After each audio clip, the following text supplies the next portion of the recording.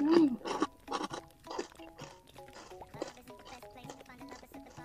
Baber.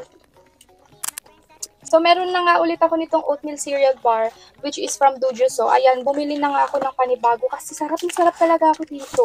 Ayan, so kung breastfeeding mom ka or pumping mom ka na madalas kang gutom, lalo na every after pump, ito ang the best for you kasi made of oats na siya, which is nakaka-help din siya, baka boost somewhat ng supply mo. Pero for me, ang the best talaga nito kasi iba yung hunger mo after mag-pump, 'di ba? So ito yung the best na after mo kainin to, hindi ka na sobrang makakaramdam ng gutom lalo na sa madaling araw. So ito nga guilt-free siya kasi hindi rin siya matamis compared sa ibang mga snack dyan.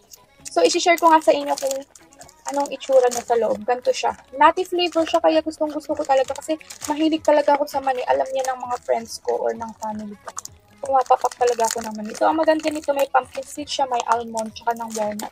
Kita ko pa lang siya, sarap na sarap na. So, ganito nga siya. Kain ko to during work, lalo na kapag busy ako, ito na yung ini-snack ko. Sarap nito, tapos partneran mo lang ng lactaglo. Mm.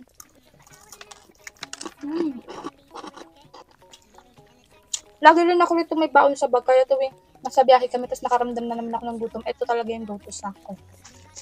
So, kung gusto niyo nga rin ito, mamis, ililink ko na lang.